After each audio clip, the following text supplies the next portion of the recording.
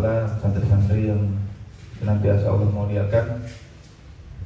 Pagi hari ini ada satu hadis ya, yang Masya Allah ketika dibaca berulang-ulang. Jadi saya mengkaji satu kitab, namanya kitab Nafsiyah Islamiyah. Nafsi itu artinya jiwa ya. Jadi kalau terjemahkan bukunya disebut sebagai membangun jiwa-jiwa keislaman. Di situ ada satu hadis yang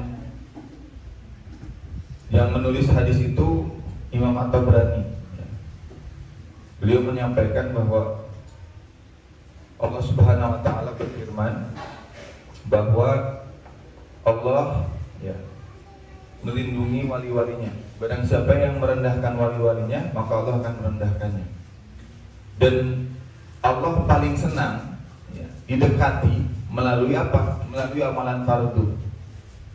Jadi kalau bisa dibilang, kalau kita ingin dekat dengan Allah, maka laksanakan apa yang telah Allah fardukan, apa yang telah Allah wajibkan. Dan barang siapa yang mendekat kepada Allah dengan ibadah sunnah, Allah akan lebih dekat kepadanya. Jadi kita kalau mau dekat caranya dengan Allah itu bukan dengan cara yang lain, bukan dengan pakai sesajen, ya. Bukan dengan hanya pakai ilmu kira-kira gitu ya, tapi pakai syariat, ya. Pakai ilmu, ya. Yaitu dengan sholat, dengan puasa, dengan sedekah, dengan dakwah, dengan amalan-amalan yang dicontohkan oleh Rasulullah Shallallahu Alaihi Wasallam. Jadi Allah itu paling senang kalau kita dekati dengan apa yang telah Allah fardukan. Itu poin yang pertama. Poin yang kedua, tadi berulang-ulang doa yang dipanjatkan oleh santri adalah supaya kita dihindarkan dari siksa api neraka. Sebelum masuk ke situ, ya, kita ini tidak pernah punya pemikiran untuk kemudian ya, berpikir tentang kematian. Kemarin saya ngisi sama adik-adik ya. Coba cari surah yang membahas tentang mati itu berapa kali dan hidup itu berapa kali. Berapa? Hidup berapa kali? 2. Mati berapa kali? 1. Banyak hidup, banyak mati. Banyak hidup ya.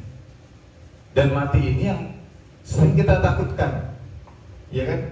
Kita kan takut mati ya. Kita takut mati. Padahal mati itu sudah pasti. Kullu nafsin dha'iqatul maut. Setiap yang bernyawa pasti akan merasakan mati. Dan salah satu cara kita berjumpa dengan Allah itu dengan apa? Mati. Banyak hadis yang banyak sekali membahas tentang proses orang Muslim, orang mukmin yang meninggal kemudian nanti diangkat ruhnya berjumpa dengan Allah dan para malaikatnya. Itu hanya melalui proses kematian. Dan setelah itu dia diturunkan lagi ke muka bumi ya. Ditempatkan di alam barzakh yang alam itu berbeda dengan alam dunia. Lalu kemudian ditidurkan. Ini orang beriman yang ditidurkan. Lalu nanti ditanya oleh para malaikat ya, Munkar dan Nakir ya. Kemudian setelah itu ditanya ya, siapa Tuhannya, siapakah orang ini ya, apa agamanya dan berapa banyak amal-amalnya. Masya Allah, lihat banyak sekali pertanyaan nanti setelah kita mati ya. Apakah sudah berhenti di situ? Enggak. Kita masih menunggu. Masih panjang jalan kita. Maka Allah dan Rasulnya memerintahkan banyak sekali informasi terkait apa? Kehidupan setelah kematian. Salah satunya adalah akan kemana kita setelah nanti dibangkitkan ya. Akan kemana kita setelah dibangkitkan. Orang yang pertama kali dibangkitkan di yaumil kiamah itu adalah Rasulullah Sallallahu Alaihi Wasallam. Manusia pertama. Orang kedua istrinya Sayyidah Khadijah. Dua itu yang dicatat dalam hadis yang dibangkitkan nanti di yaumil kiamah. Dua orang yang membawa Islam ya di generasi awal itu yang dibangkitkan oleh Allah. Lalu kemudian umatnya di mana? Satu persatu dibangkitkan. Setelah itu ya, mereka harus menunggu lagi sampai masa penantian di tempat apa namanya? Padang mahsyar. Padang mahsyar. Berapa lama Ustaz di padang mahsyar itu? Ribuan tahun. Untuk apa kita menunggu? Karena enggak satu dua orang yang dibangkitkan Allah ya. Ada miliaran manusia yang dibangkitkan oleh Allah, dan mereka dibangkitkan dalam keadaan telanjang. Lalu Sayyidah Aisyah bertanya, ya Rasulullah, apakah mereka tidak malu tidak menggunakan pakaian sehelai pun? Lalu kemudian Rasulullah menjawab, mereka tidak akan pernah mempedulikan apa-apa lagi kecuali mempedulikan dirinya sendiri. Jadi dibangkitkan dalam keadaan telanjang, sibuk ngurusin dirinya sendiri. Bahkan nanti ya, kata Rasulullah, orang tua akan berantem dengan anaknya, istri akan berantem dengan suaminya untuk saling tuduh-menuduh ya. Dan tidak akan ada yang selamat di situ. Inilah yang membuat para sahabat menangis. Ini yang membuat Sayyidina Utsman bin Affan ya, mengatakan dalam salah satu biografinya, seandainya aku diberitahu tempatku di mana setelah kematian, lebih baik aku dibangkitkan menjadi pasir. Meskipun aku tahu tempatku di surga. Sayyidina Utsman itu dijamin oleh Allah masuk surga ketika dia masih hidup ya, ketika dia masih hidup. Tapi kata Sayyidina Utsman, ini yang sudah ditakdirkan oleh Allah Subhanahu wa ta'ala. Di padang mahsyar apakah berhenti? Enggak. Nanti ada namanya Yaumil Mizan. Yaumil Mizan itu apa? Hari pertimbangan. Yaum itu hari, Mizan itu timbangan. Nah, di sini nanti ada peradilan tentang amal-amal kita dilihat, amal-amal kita ditampakkan. Apakah amal-amal kita itu diterima atau ditolak? Itu bakal diperhitungkan sampai Allah itu meminta para malaikatnya, kalau ada amalan yang kurang, coba dicek lagi. Barangkali ada amal soleh atau ibadah sunnah yang terlewatkan. Kenapa Allah sampai minta mengecek? Karena Allah itu sayang banget sama kita. Allah itu sangat cinta sama kita ya. Rasa cinta Allah itu kepada hambanya lebih cinta daripada seorang ibu terhadap anaknya. Ibu-ibu punya anak, Allah itu lebih cinta kepada hambanya. Makanya tadi kasih sayang Allah itu masih tertebar di situ. Sayang sama kita. Apakah itu selesai? Enggak. Setelah yaumil hisab ya, yaumil mizan masuk ke yaumil hisab. Nah, di situ perhitungan. Mizan itu pertimbangan, yaumil hisab perhitungan. Apakah selesai di situ? Enggak. Masuk nanti kita ke jembatan Sirat. Jembatan Sirat itu setiap manusia pasti melewatinya. Jembatan Sirat itu yang menghubungkan sampai ke dalam surga. Dan itu talinya lebih tipis daripada rambut manusia, satu helai rambut manusia. Barulah nanti masuk ke dalam surga. Panjang ya. Tapi Masya Allah, kita itu diberikan kabar gembira ya oleh Allah Subhanahu wa ta'ala. Orang-orang yang pernah menyampaikan kalimat La ilaha illallah, maka dia akan selamat. Insya Allah kita sudah punya tiket untuk masuk surga. Jadi gak ada masalah ya. Nah, yang masalah adalah na'udzubillah, kita itu masuk surganya itu langsung atau transit. Itu jadi masalah. Apa kita bisa masuk surga secara langsung? Wah, gimana Ustaz itu amalannya? Bisa enggak? Insya Allah bisa. Tapi tadi ya, tolak ukurnya adalah seberapa kita itu mau taat kepada Allah. Hari ini orang-orang itu tahu halal haram itu tahu. Halal haram itu tahu. Saya sama istri kemarin waktu di Bandung itu ada tulisan buy now, pay later. Bagus ya tulisannya pakai bahasa Inggris. Buy now, pay later. Beli sekarang, bayar nanti. Bagus, posternya tuh keren banget. Tulisannya Kredivo, kredit pinjaman online. Kira-kira banyak nggak yang pakai aplikasi itu? Banyak. Orang Indonesia banyak nggak? Banyak. Ya. Pak Presiden itu bilang, Pak Presiden Joko Widodo itu bilang ada 600 triliun orang yang minjem uang pakai aplikasi online, pinjaman online, pinjol. Wah, banyak banget. Kita muslim bukan? Muslim. Penduduk kita mayoritas muslim nggak muslim. Tapi banyak yang nggak pakai aplikasi tadi. Banyak. Aplikasi riba. Banyak yang pakai.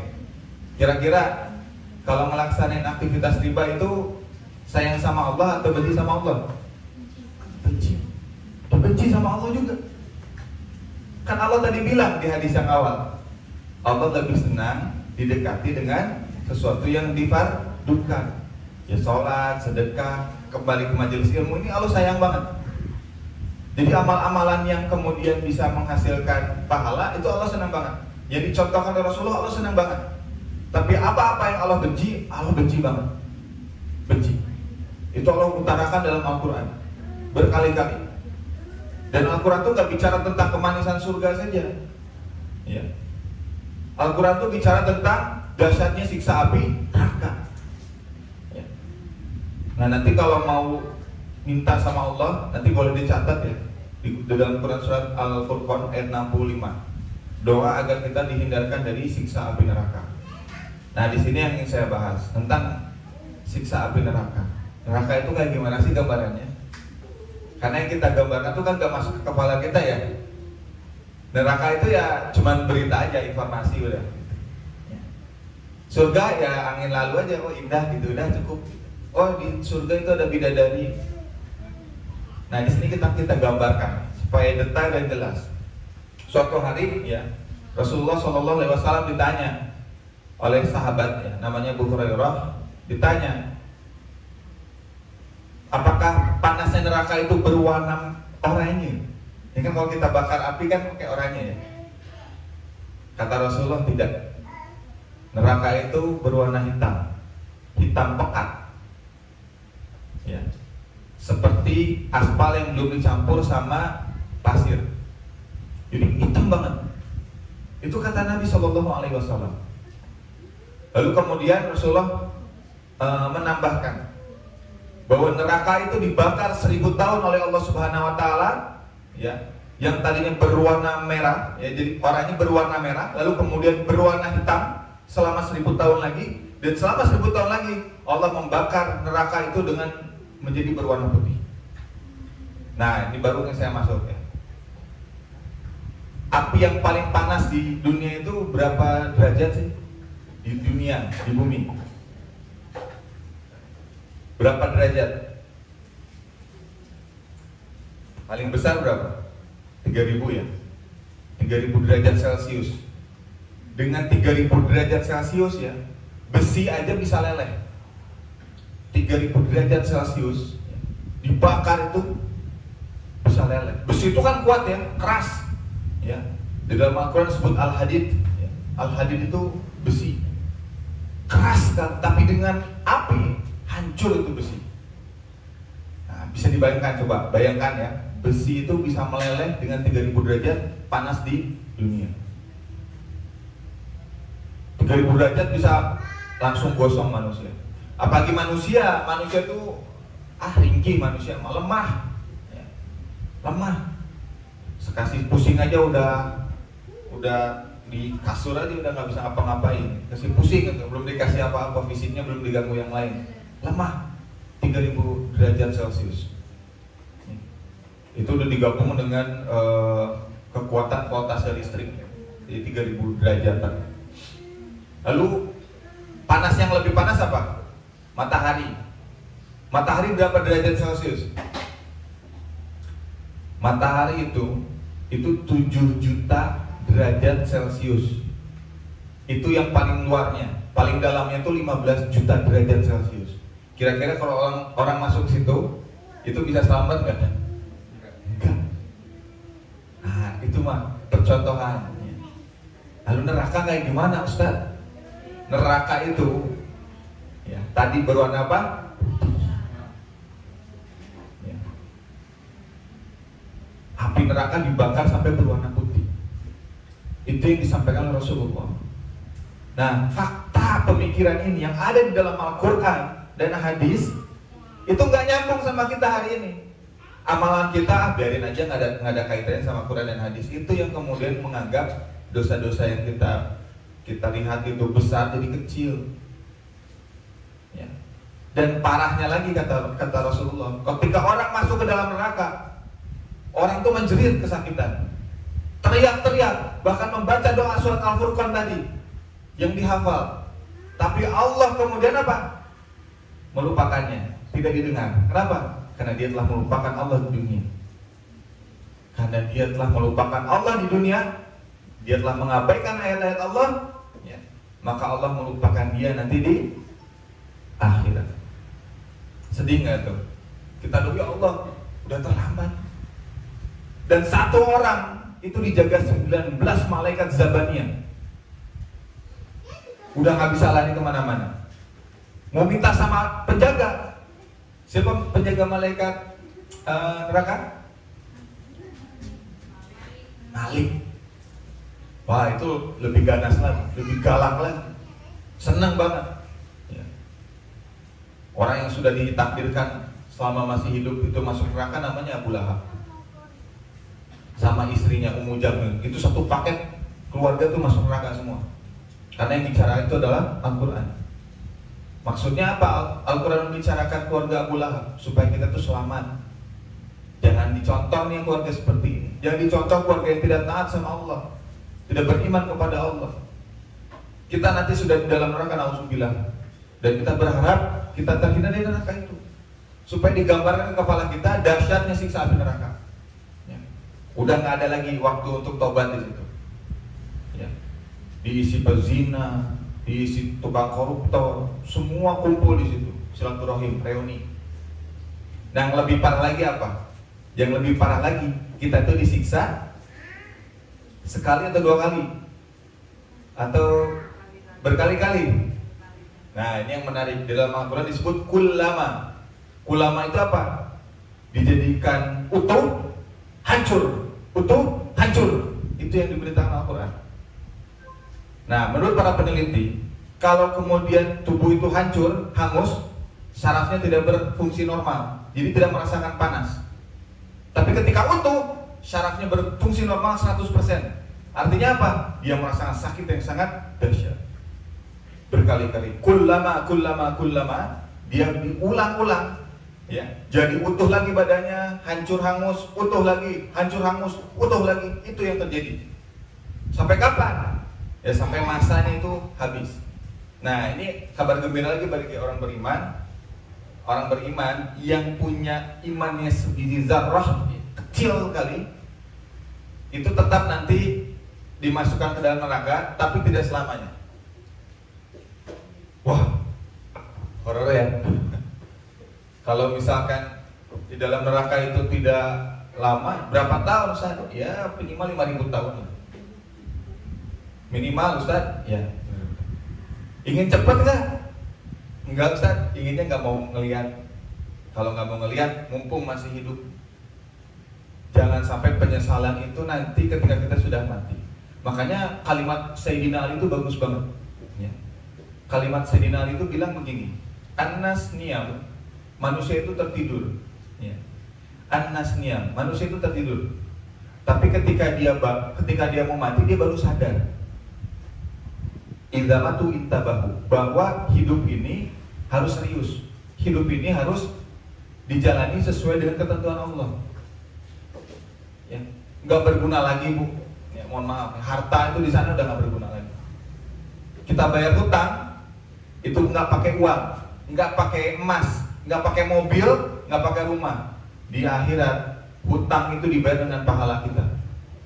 Kita udah nabung pahala banyak, majelis ilmu, kitanya maksiat juga bocor. Ya. nanti dikasihin ke orang yang berhutang. Dan itu luar biasa. Muamalah dengan sesama manusia itu yang paling banyak problemnya. Ya. Jadi pahala kita dikasih. Terus kalau kita nggak punya pahala, Ustaz, nah yang ditransfer itu adalah dosa yang kita zolimi. Nanti ditransfer, dosa orang yang kita zolimi ditransfer ke kita. Jadi kita nanggung dosa orang lain. Ya Rob, udah kita nabung pahala banyak, bocor, kita harus nanggung dosa orang lain. Wah, itu sedihnya kuadrat. Lalu gimana Ustaz tipsnya supaya kita selamat? Nah ini yang penting ya. Tapi selain selamat itu, coba ya, ketika sholat, ketika ibadah, ketika majelis ilmu, usahakan kita ini fokus khusyuk. Itu kuncinya. Fokus khusyuk, serius. Kita ketika sholat udah fokus untuk menghadap Allah ya. Minta sama Allah, benar-benar minta sama Allah. Karena coba ketika minta sama Allah itu, kita dalam keadaan sadar bahwa seolah-olah neraka itu ya ada di depan mata kita.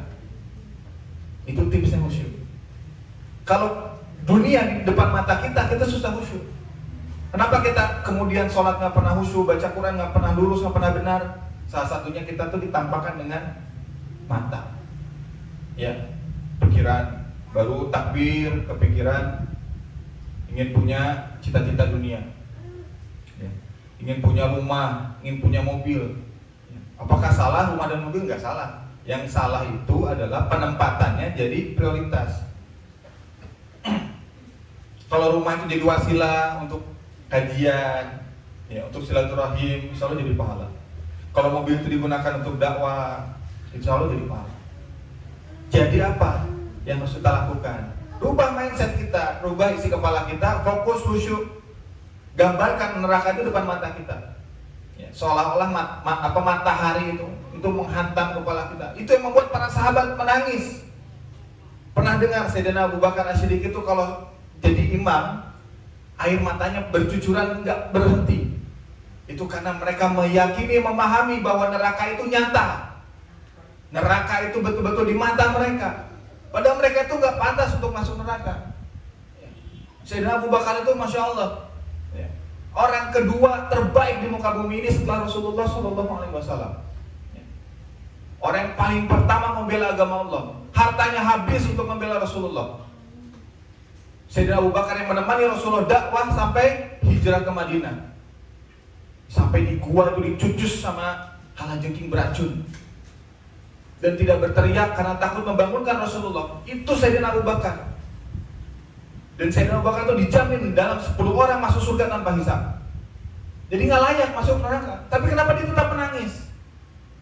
Karena dia tahu neraka itu nyata, akhirat itu nyata, dunia itu sementara, dunia itu fana. Yang kita rasakan sekarang cuma sementara, nikmatnya cuma sementara. Pernah nggak nyoba jalan-jalan keluar kota, ya? Atau keliling dunia gitu ya, itu cuma nikmatnya sesaat. Punya mobil mewah, oh rasanya sama aja sama mobil Avanza yang 1 juta orang yang pakai gitu kan. Sama, itu dunia makanya, gak pernah mengenyangkan. Bahkan kata Rasulullah, kalau manusia dikasih 1 gunung emas, dia akan minta gunung emas yang lain. Karena saking serakahnya manusia. Coba, serakahnya dialihkan, jadi apa? Serakah terhadap amal sholih, serakah terhadap majelis ilmu, serakah terhadap Al-Quran. Itu Masya Allah ya. Hidup kita nggak lama, ibu-ibu yang berarti Allah, bapak-bapak. Kemarin saya mimpin takziah dosen saya, itu ya, Madam Intan namanya itu. Beliau itu baik banget. Jadi ketika pulang dari Mesir itu, saya kan kuliah di Bandung ya, di Pajajaran. Itu wakil dekan tuh udah ngelarang saya masuk kuliah lagi. Lalu kemudian Madam Intan maju sebagai ketua jurusan. Udah, Akbar maju, sekolah yang benar, lanjutin, selesaiin. Biar saya yang menghadap ke wakil dekan. Nah, kemarin itu masih muda beliau tuh, masih baik banget, nggak pernah ketemu itu merengut gitu. Ya, kalau ada mahasiswanya bandel nyontek itu juga nggak marah, gitu. Ya, cuman kelihatan wajahnya, nggak senang gitu. Tapi nggak pernah marah-marah gitu, nggak pernah. Allah panggil kemarin. Gitu. Jadi berat ya, ketika bicara kematian itu, bicara pelajaran, hikmah apa yang bisa kita ambil untuk kita jadikan pelajaran supaya kita itu juga akan merasakan hal yang sama. Kita tuh semua udah divonis mati sama Allah Subhanahu wa taala. Ya. Cuman caranya yang berbeda, tapi mudah-mudahan semuanya husnul khatimah. Tapi yang paling penting lagi, kita masuk surga tanpa hisab. Ya. Kita minta sama Allah itu. Minta sama Allah. Jangan minta sama makhluk, minta sama Allah. Setiap sholat fardu, setiap akan membuka puasa, minta sama Allah. Setiap beramal soleh, minta sama Allah. Ya Allah, jadikan semua amal-amalku ini menjadi amal yang diterima. Ya Allah, jadikanlah amal-amalku ini ya untuk memasukkanku ke dalam surga-Nya Allah. Jadi nanti kita menghadap Allah itu punya bekal. Ya Allah, nih Allah nih, ini sedekahku ya Allah selama Jumat Munajat. Ya Allah, ini majelis-majelis semua yang aku ikuti ya Allah. Jadi karena pahala itu akan berubah menjadi makhluk nanti. Ya.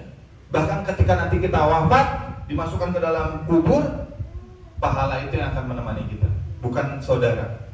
Sesayang-sayangnya kita sama pasangan, secita-citanya kita sama anak, itu nggak akan nemenin kita nanti di alam kubur.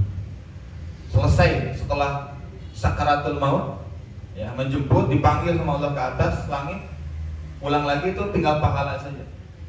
Ya. Pernah lihat almarhum ya, Ustadz Tengku Zulkarnain ya, beliau pernah ngisi di sini juga. Itu ketika meninggal itu tersenyum, gitu ya. Dan banyak orang-orang yang solih itu ketika meninggal itu tersenyum. Kenapa tersenyum? Karena dijemput oleh malaikat yang baik, malaikat yang sayang sama dia. Dan itu memang dijelaskan dalam hadis. Ya. Kalau Allah sayang kepada seorang hamba, ya, maka dia akan mengirimkan malaikat-malaikat yang lembah lembut hatinya, ahlan wa sahlan, ya. Tugasmu setelah selesai di dunia, ayo kembali ke tempat yang lebih indah. Apa? Darul akhirah. Bu, darul akhirah itu bukan apa ya? Bukan fiktif. Darul akhirah itu betul adanya. Cuman kita sekarang masih hidup tuh ya, masih dikelilingi sama dunia. Ya. Karena mata kita ngelihat dunia. Ya. Ngelihat rumah, warna, ya, mobil, wah itu dunia banget. Nah, tapi nggak salah, dan itu diciptakan oleh Allah untuk kita. Tapi yang salah adalah menomorsatukan itu daripada Allah. Ya. Kalau ada suatu ketaatan, kerjakan langsung. Kalau ada waktu sholat di awal waktu. Kalau ada waktu untuk baca Quran, baca Quran. Kalau ada waktu duha, sholat duha. Kalau ada waktu kesempatan untuk sedekah. Ya. Karena yang pertama itu yang dicatat oleh malaikat. Kalau mikir dulu pakai hitungan matematika, nah udah itu amalannya banyak dipotong pakai PPN. Ya, ada PPN, ada PPNBP, banyak potongan-potongannya. Nah jadi yang paling prioritas adalah ketika ada perintah daripada Allah, laksanakan. Dan ini dijadikan sebagai komitmen kita. Orang-orang yang bersegera itu lebih diutamakan oleh Allah Subhanahu Wa Taala. Siap masuk surga? Ya, Insya Allah. Ya. Jadi kita tuh udah gak ada waktu lagi, makin mepet ya, dunia ini semakin cepat. Ya. Banyak orang yang wafat, kita tuh jangan juga terlalu fokus sama di situ, tapi kita fokus sama diri kita juga supaya kita bisa menambah amal soleh, bisa mengikhlaskan kita, ya, bisa taubat lebih banyak lagi sama Allah. Insya Allah itu yang menjadi sarana kita untuk masuk surganya Allah. Amin, amin ya rabbal alamin. Jadi didoain terus tuh surat Al-Furqan ayat 65, ya, minta sama Allah supaya dihindarkan dari siksa api neraka. Ya, di neraka itu wah, masya Allah. Saya kalau tadi sebelum ini saya baca satu kitab hadis tentang dahsyatnya siksa api neraka, saya udah nggak bisa berkata-kata lagi. Sedih, takut ya. Kalau itu terjadi kepada diri kita, wah, ya Allah, kita minta sama Allah, kita berlindung kepada Allah. Maka mulai sekarang kembali peduli terhadap perintah Allah, kembali peduli terhadap ayat-ayat Allah, mulai peduli tentang majelis-majelis ilmu Allah, dan mudah-mudahan ya dari situ kita lahir dan muncul kesadaran bahwa neraka itu nyata, dunia itu fana. Ya, wal akhiratu khairu wa abqa. Kehidupan akhirat itu jauh lebih indah, lebih nikmat, lebih abadi, yang insya Allah kita bisa berkumpul lagi dengan saudara kita. Kalau kita ditinggal wafat oleh saudara kita, pasangan kita, orang yang kita cintai, ya, jangan kemudian kita banyak bersedih hati dan jangan takut. Kenapa? Karena nanti kita akan berkumpul lagi. Ya. Kita akan berkumpul lagi. Pernah dengar kisahnya ketika Rasulullah sakaratul maut, itu kemudian Sayyidah Fatimah tuh menangis Ya, karena di antara anak-anak Rasulullah yang meninggal setelah Rasul wafat cuma Sayyidah Fatimah. Yang lain meninggal sebelum Rasul wafat. Ya, Ummu Kulsum, Ruqayyah, terus Abdullah, ya, Qasim itu meninggal sebelum Rasulullah wafat. Tapi orang yang masih hidup setelah Rasul wafat cuma Sayyidah Fatimah, makanya menangis terus. Sayyidah Fatimah nggak berhenti menangis, bercucuran air mata. Sampai kemudian Rasulullah membisikkan kepada telinganya Sayyidah Fatimah, sesungguhnya keluarga terdekatku setelah ini yang dipanggil oleh Allah adalah engkau. Maka Sayyidah Fatimah tersenyum. Ya. Ada nggak orang yang meninggal nanti 6 bulan lagi meninggal tersenyum? Nggak ada. Yang ada deg-degan, was-was, mikirin hutang, mikirin warisan gitu. Nah, coba contoh ya. Menjemput kematian dengan husnul khatimah. Jadi jangan takut mati, jangan minta mati, tapi rindukan kematian. Karena rindukan kematian itu adalah wasilah kita berjumpa dengan Allah. Senang nggak ketemu Allah ya? Senang. Orang yang kita sembah sehari 5 kali 17 rakaat kita sholat itu ya, ketemu sama Allah, senang kan? Dan jangan pernah berprasangka buruk sama sekali, ini pesan saya. Jangan pernah berprasangka buruk kepada Allah Subhanahu wa taala hatta ketika kita nanti menghadapi sakaratul maut. Karena prasangka itu yang membuat setan itu senang. Udah marah-marah aja, udah kesel aja. Wah, itu setan tuh gemas, senang banget. Tapi kalau kita sabar, ya kita ikhlas, lalu kita baca talqin, la ilaha illallah Muhammadur Rasulullah, la ilaha illallah Muhammadur Rasulullah, itu setan kemudian pergi dan insya Allah kita meninggal dalam keadaan husnul khatimah. Ya.